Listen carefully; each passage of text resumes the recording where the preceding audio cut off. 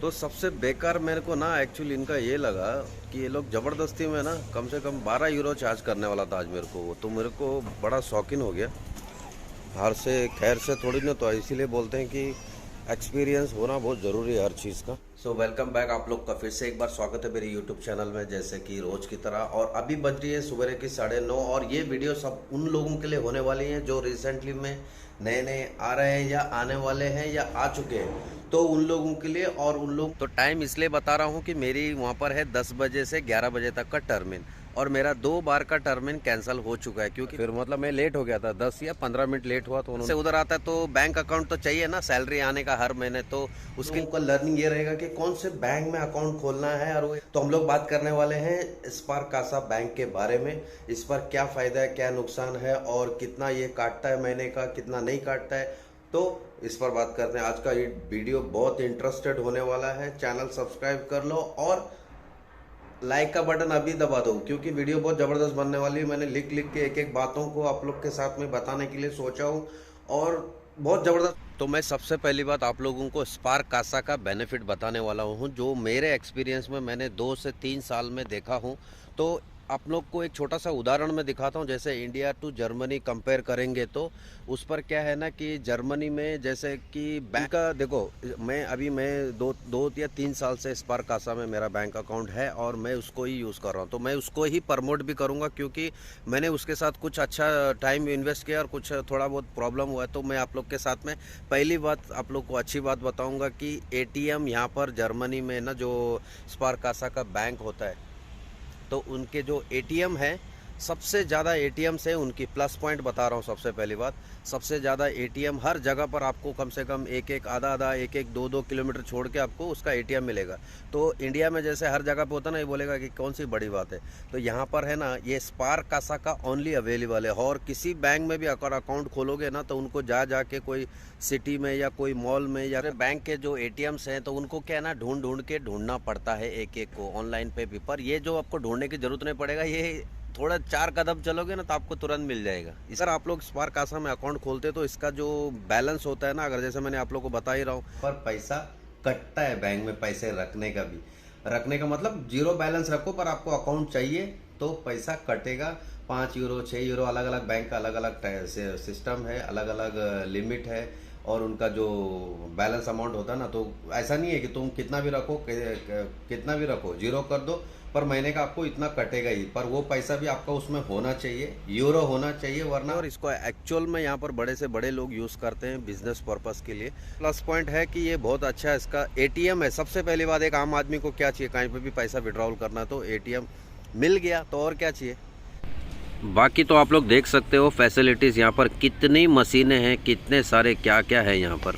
मतलब जैसे कि यहाँ पर क्या है ना, अकाउंट बैंक अकाउंट ओपन करते हैं ना, तो बैंक अकाउंट में क्या है कि यहाँ पर भी अलग अलग चार्जेस होते हैं। जैसे कि ये लोग भी थोड़ा बहुत बनाते हैं, खुद बनाते हैं, लोगों को बनाते ही बोलूँगा मैं, क्योंकि वो लोग स्ट्रेटली समझाते नहीं किसी को भी। तो जैसे कि मेरे को अभी एज ऑफ नाउ में, जब मैं 2 साल से 2-3 साल हो गया मेरे को स्पार कासा का बैंक अकाउंट यूज़ करते करते, तो उसमें क्या है ना कि 5.5 यूरो सबसे पहले मुझे चार्ज होता था।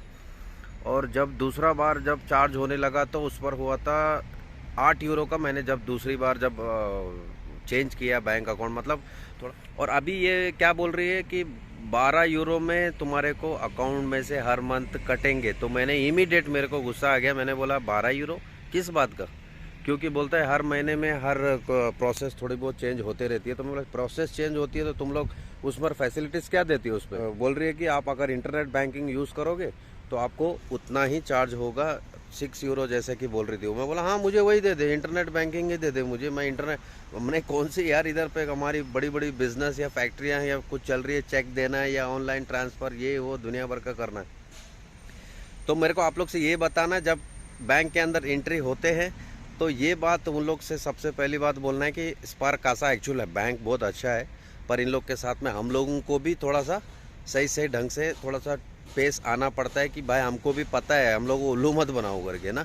तो उसने मुझे 12 यूरो का बोलता है अकाउंट आपको बना के दूंगी मैं, और बाद में चाहिए तो बोलता है उसको कम भी कर सकता हूँ, बाद में नहीं अभी करना है। अभी मेरे को अभी ऑलरेडी मुझे अभी 6 यूरो का अकाउंट खोल के दिया है, इसका मैक्सिमम उतना ही होता है, तो कम से कम इसका 5.5 यूरो तक ये 5.5 या 5 € 90 कुछ है इसका चार्जेस जो मंथली का कटता है। तो इतना तो है ही, लगभग लगभग बनता है। पर इसमें लर्निंग ये है कि जब आप लोग स्पार्क कासा में अकाउंट खोलते हो तो उनके साथ में पहले ही बता देना कि भाई मुझे ऐसा ऐसा चाहिए, ऐसा ऐसा बोलेगा तो मुझे वो 12 € या 15 € उनके पास 2-3 ऑप्शन होते हैं। तो मुझे 6 € वाला चाहिए, मैं महीने में एक बार आता हूँ, आपके पास 10 बार तो आता नहीं हूँ घड़ी घड़ी। तो एक बार आते हैं अपनी सैलरी को विड्रॉल करने, या फिर हम ऑनलाइन ही यूज़ करेंगे। अगर आप लोग ऑनलाइन भी यूज़ कर सकते हो तो उसमें उसने मुझे समझाया कि अगर ऑनलाइन यूज़ करेगा तो आप लोगों का 6 € का महीने का कटेगा। तो कुल मिला के मुझे उस पर वही चीज़ पर डाउट था कि वो आज फिर मुझे जितने बार जैसे अकाउंट चेंज करेगा ना, वहाँ पहले दूसरे सिटी में था फिर ये सिटी में, तो वो क्या करते हैं सीधा उसको घुमा देते हैं बंदे को। 8 € लगेगा। पहली बार जब मैंने खोला था तो 5.5 था, उसके बाद दूसरी बार खोला तो उसने बोला 8 € लगेगा, फिर तीसरी बार अभी बोला तो 12 € बोल रही थी वो। तो जैसे कि अगर आप लोग स्टेटमेंट निकालते हो तो स्टेटमेंट कैसा निकालना है, यहाँ पर स्टेटमेंट के लिए एक मशीन वहाँ पर और होता है एटीएम के अंदर। तो उस पर कार्ड डाला ऐसे, और वो जो 2 सेकंड रुकना है, और वो ऑटोमेटिक आपका जो भी बीच में आपने क्या क्या ट्रांजैक्शन किया है, कहाँ पर परचेस की, कहाँ पर शॉपिंग किया, जो भी किया आपने, तो वो ऑटोमेटिकली आपको सारा वो खुद से एक स्टेटमेंट निकाल के, मतलब एक नॉर्मल ऐसा स्टेटमेंट ऐसा नहीं आता जैसे कि हम लोग एटीएम में से पैसा निकाला और उसी टाइम में आपको स्टेटमेंट निकलता है, वैसा नहीं निकलता है। यहाँ पर निकलेगा जो एटीएम कार्ड अंदर डाला, मशीन अलग अलग है एक्चुअल, जो पैसा विड्रॉल करने वाली मशीन है वो अलग है, और जो आपको स्टेटमेंट देना है वो मशीन अलग है।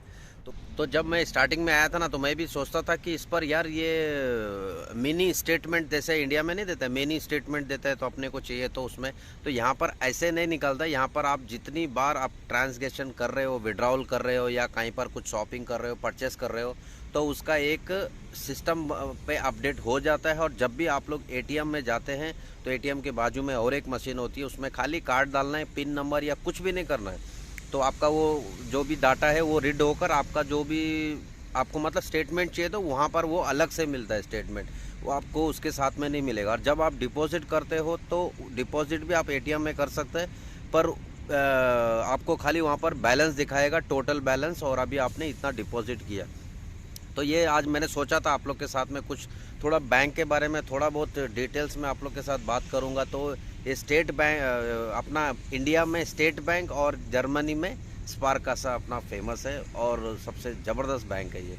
तो अगर मैंने कुछ मिस कर दिया तो आप लोग थोड़ा कमेंट करो इसके ऊपर, मेरे को बताओ कि मैं, और आप लोगों का दिमाग में क्या चल रहा है इसके बारे में, क्या सोच रहे हैं आप लोग। तो इस पर मैं ज़रूर फिर से एक बार अपने दूसरे कोई ब्लॉग में आप लोगों को फिर से एक बार समझाऊंगा, वरना एक शॉर्ट वीडियो और एक बनाऊंगा। स्पार्क कासा एक्चुअल छोटा बैंक नहीं है, इसमें बहुत बड़ा है, और भी बहुत सारी बातें हैं इसके बारे में। तो आप लोग का भी मैं इंटरेस्ट देखना चाहता हूं कि आप लोग जो मैं कोई कंटेंट को उठाता हूं तो उसके बारे में आप लोग का क्या सोच है इसके बारे में, तो ज़रूर कमेंट करो। तो फिर और बातें करते हैं इसके बारे में थोड़ा बहुत। तो मुझे इतना छोटा मोटा चीज़ लगा जो कि थोड़ा बहुत चेंजेस होता है इंडिया से और यहाँ पर ना, तो आप लोग के साथ बताऊँ, दिखाऊँ, समझाऊँ। तो आप लोग को मैंने छोटा मोटा शॉर्ट्स तो दिखा दिया हूँ, ज़्यादा वीडियो क्लियर में तो नहीं बना सकते बैंक के अंदर घुस के। तो कमेंट करो, लाइक करो और सब्सक्राइब करो, और बाकी आपको पता ही है क्या क्या करना है। तो ज़्यादा बोलने वाला मेरा हाथ भी दुख रहा है। फिर चलो चलते हैं, दूसरी वीडियो में मिलते हैं। वंदे मातरम, जय हिंद, जय उत्तराखंड, और आओ जल्दी जल्दी जर्मनी आओ सब लोग, जिसको आना है भाई।